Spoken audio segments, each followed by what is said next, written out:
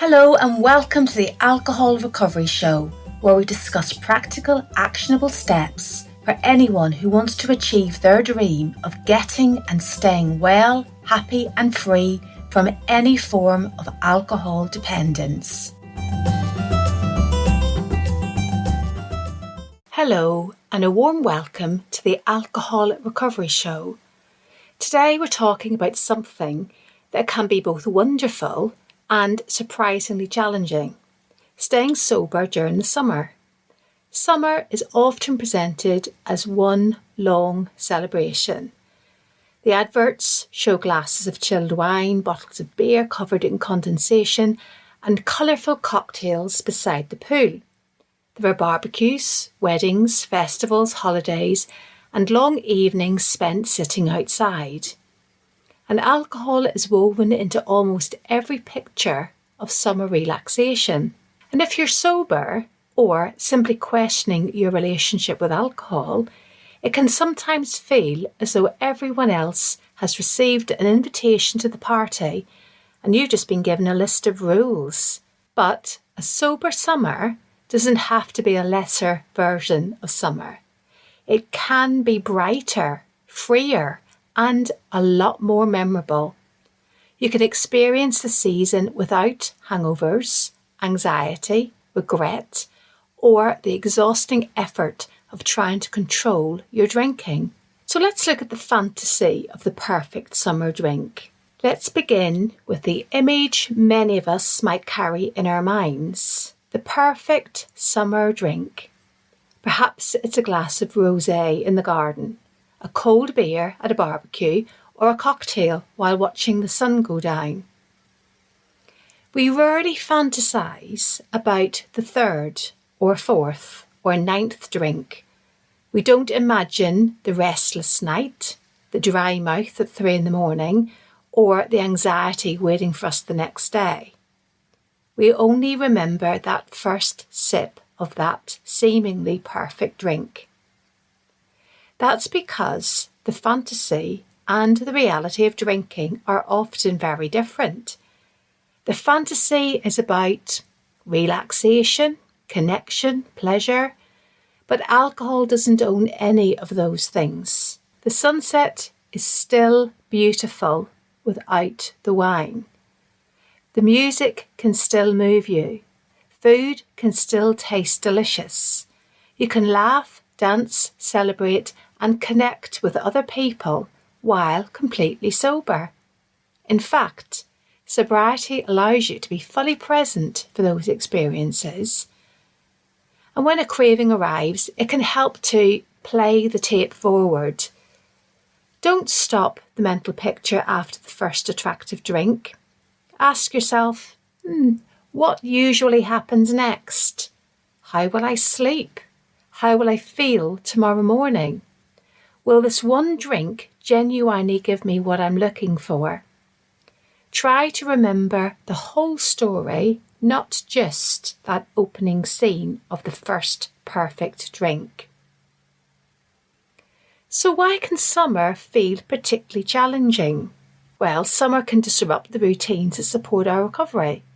We might be travelling, staying with family, or attending more social occasions. Recovery meetings might be harder to reach. Our sleep and eating patterns can change. We might feel pressure to join in or worry that other people will think we're boring. There can be loneliness. Summer advertising creates the impression that everyone is surrounded by friends, attending parties and having a wonderful time. If your own life doesn't look like that, feelings of isolation can become more intense.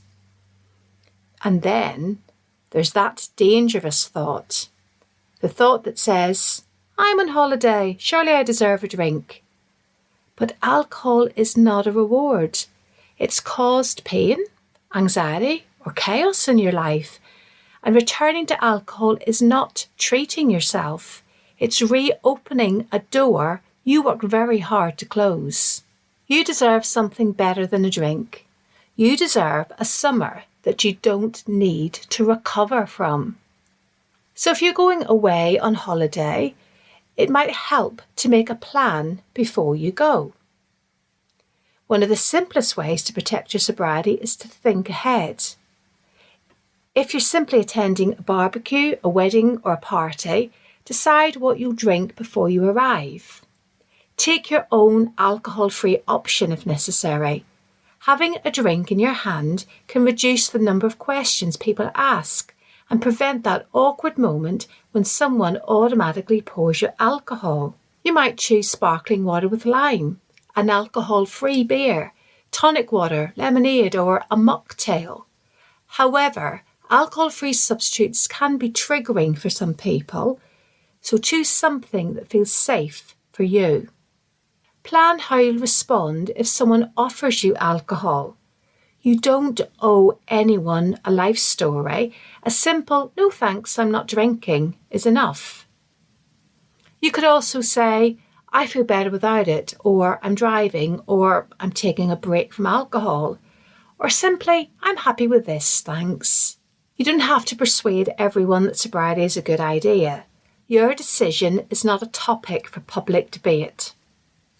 It's also helpful to arrange your own transport or have an exit plan. Give yourself permission to leave when the atmosphere changes. Parties often become less enjoyable as other people become more intoxicated. You're not failing by leaving early, you're taking care of yourself. And remember our check-in with HALT? Before and during social occasions, use the HALT check-in. Am I hungry? Am I angry? Am I lonely? Am I tired? Because these 4 states can make us much more vulnerable to cravings. And in hot weather, I would certainly add in another question. Am I thirsty? Dehydration can leave us feeling irritable, tired and unsettled without understanding why. So eat before you go out, drink plenty of water and don't allow yourself to become exhausted. Stay connected to supportive people. If you're struggling, send someone a message or make a quick phone call. Recovery often becomes more difficult when we stop doing the small, ordinary things that keep us steady. You can create new summer rituals. Many of us don't actually miss the alcohol, we miss the ritual surrounding it. We miss marking the end of the day, sitting outside with a special glass or sharing something celebratory with friends. The good news is that we can create new rituals without retaining the substance that harmed us. Make an evening drink that feels special. Use a beautiful glass, add ice, fruit or fresh mint and take it outside. Put on some music and watch the sky change. The ritual can remain while the alcohol disappears. Think about what summer meant before alcohol became central to it. Perhaps it was swimming, picnics, camping, reading outside, walking beside the sea, gardening, or eating strawberries. Recovery gives us an opportunity to rediscover simple pleasures. These experiences may initially seem quieter than drinking, but quiet doesn't mean empty. Over time, our nervous system begins to recognise that pleasure can be gentle. And if you do feel left out, look closely. There might be moments when you feel different from everyone else. But if you look around, you'll see that not everyone is drinking alcohol, even if it seems that way. Some people are driving, pregnant, taking medication, training for a special event, or simply choosing not to drink.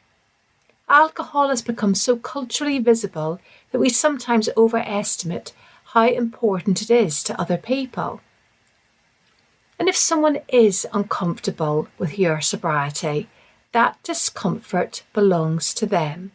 Your choice might make another person reflect on their own drinking. They may encourage you to just have one because your sobriety unsettles a story they tell themselves. You don't have to make them feel better by abandoning yourself. Stay close to the people who respect your decision. Connection is important, but genuine connection should never require self-betrayal. So think about what a sober summer gives you. You gain clear mornings. You can wake up early and walk before the day becomes hot. You can remember every conversation. You don't have to check your phone with a sinking feeling or wonder whether you embarrassed yourself. You can drive home safely. You can be available to the people you love. You can sleep more deeply and wake without a hangover consuming half the day. You'll also gain trust in yourself. Every alcohol-free event teaches you that your brain can cope.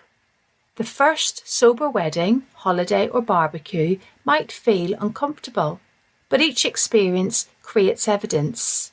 It says, I did that. I enjoyed parts of it. I handled the difficult moments. I came home sober. Confidence in recovery is built through these small acts of courage. So let's finish with a brief mindful pause. If it's safe to do so, allow your shoulders to soften. Take one breath in and a longer breath out. Imagine yourself waking on a summer morning with a clear head and a peaceful heart. The day is waiting for you. There's nothing from the previous night that you need to repair, explain, or regret. Notice the freedom in that. Now say quietly to yourself, I don't need alcohol to enjoy this season. I am allowed to protect my peace. I am creating a summer I will remember. And take one more slow breath. So to close, if summer feels challenging, bring your attention back to today. You don't have to stay sober for every future holiday, wedding or sunny evening all at once. You only have to make the next kind decision for yourself. So plan ahead, stay connected, keep your routines where you can, leave situations that threaten your well-being, and remember the whole story whenever alcohol starts to look attractive. Sober summer is not about sitting on the sidelines while everyone else has fun.